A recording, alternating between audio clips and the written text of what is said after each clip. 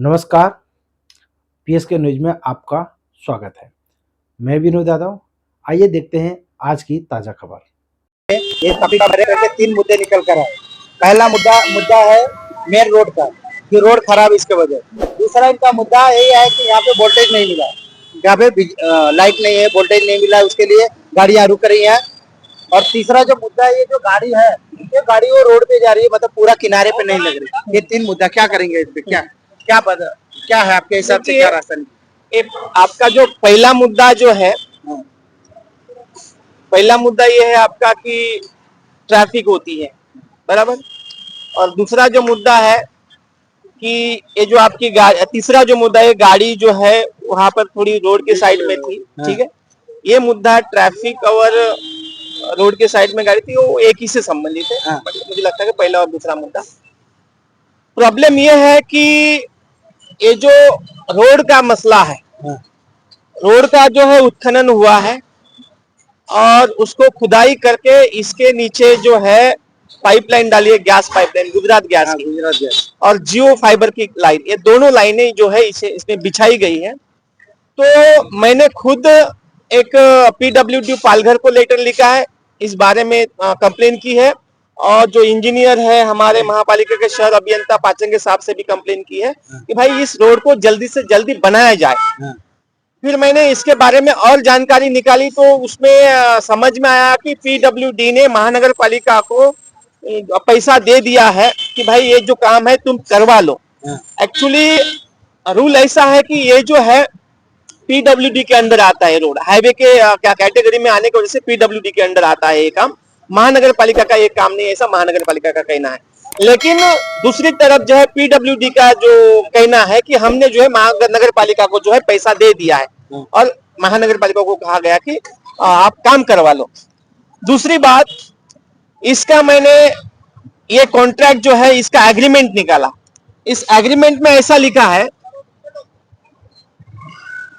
कि ये जो पैसा है पूरा महानगर पालिका को दिया है और जितना खोदकाम होएगा रास्ते का या गटर का, ठीक है, या तो फिर पाइपलाइन बिछाने का या तो जियो का पाइपलाइन बिछाने का, वो 100 मीटर खोदकाम होने के बाद 100 मीटर का पैचवर्क किया जाए, ये एग्रीमेंट में बकायदा लिखाया है।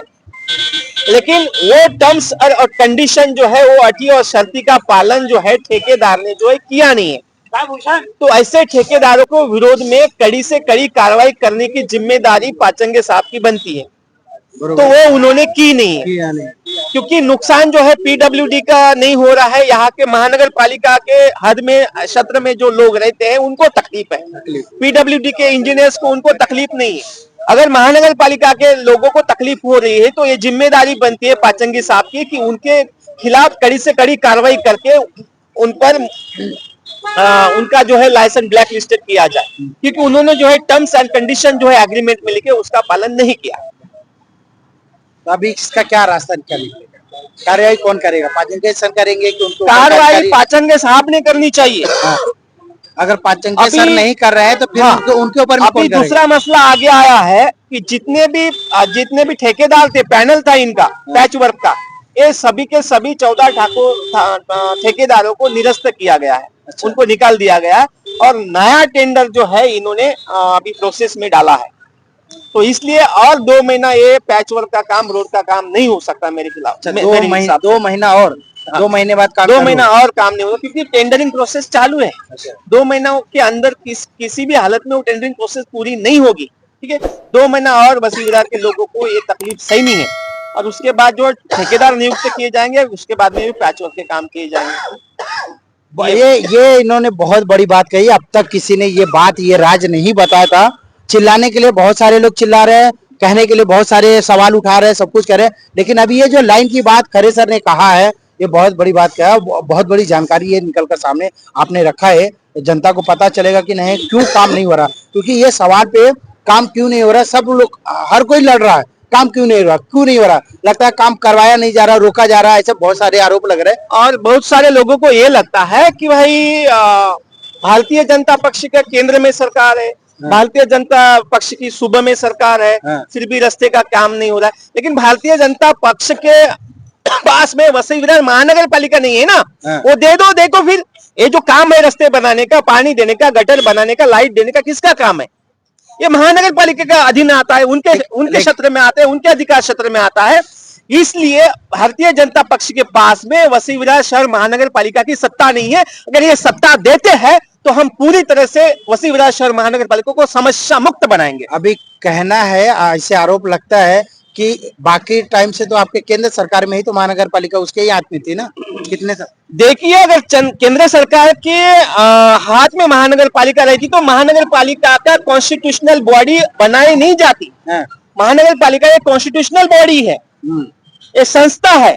इस संस्था को बनाया नहीं जाता अगर केंद्र को ही चलाना रहता तो। महानगर पालिका इसलिए बनाई है कि महानगर पालिका के क्षेत्र में जो भी समस्या है, जो भी उनके विषय है, वो विषय को मतलब रास्ते, पानी, गटर, शिक्षा, ये जो सब है, ये काम जो है महानगर पालिका के।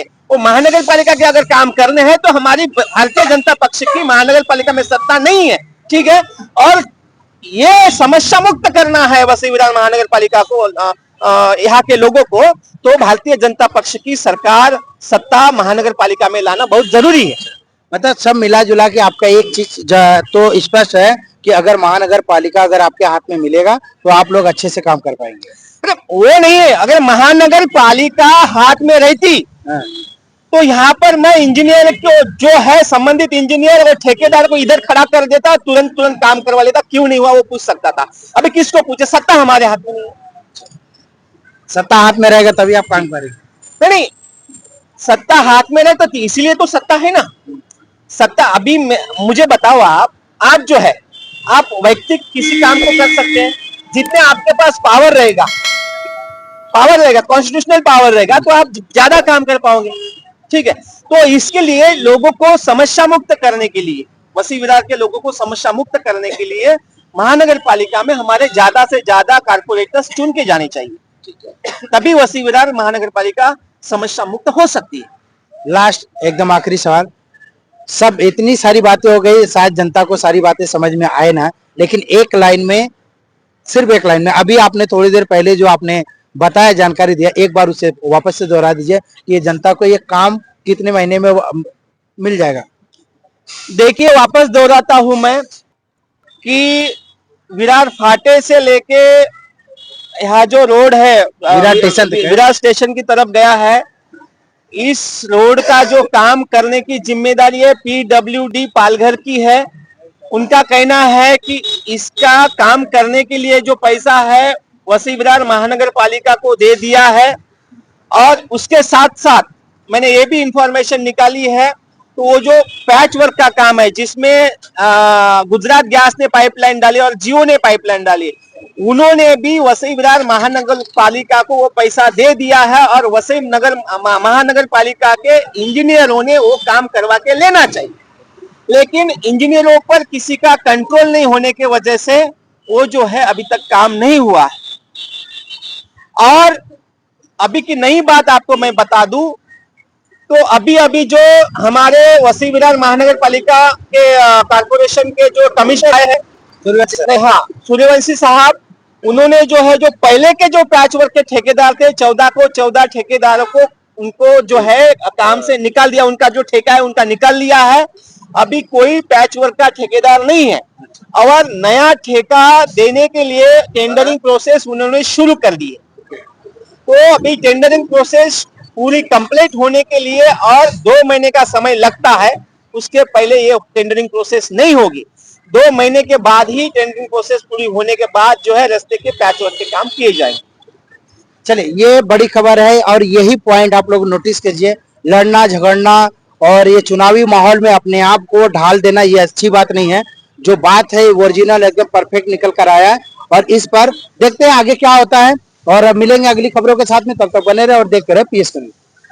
आज के खबरों का सफर यहीं तक, मिलते हैं अगली खबर के साथ, तब तक के लिए नमस्कार।